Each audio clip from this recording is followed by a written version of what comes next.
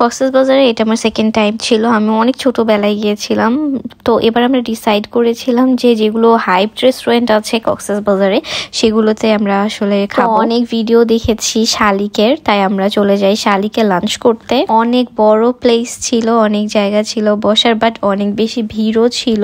আর যেহেতু lunch time ছিল তো ভিড় থাকাটা স্বাভাবিক। অ্যান্ড আমার বেয়ানও রিকমেন্ড করেছিল যে এখানকার খাবার অনেক ভালো, এখানকার ভর্তা প্যাকেজটা নাকি অনেক মজা। সো আমরা ওই জন্য আরো এখানে যাই।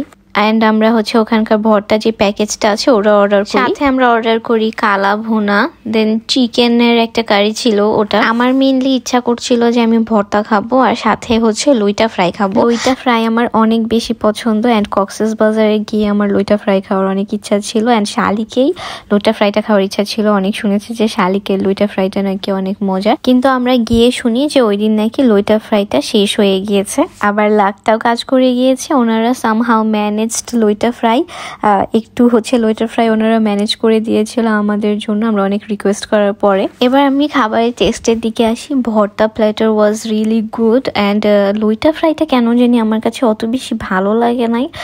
মেবি ওই দিন খারাপ ছিল। আমার বেয়ান বলছিল যে আসলে এখানকার লইটা ফ্রাইটা অনেক বেশি টেস্টি হয়, বাট ওই দিনেরটাই কেন জানি খারাপ ছিল। হয়তো বা আমার লাক খারাপ, দ্যাটস ওয়াই খারাপ ছিল। ফুডগুলো টেস্ট এভারেজ ছিল বাকি যেগুলো ছিল। অ্যান্ড উই অর্ডার্ড কাস্টার্ড, আর কাস্টার্ডটাও মোটামুটি ছিল।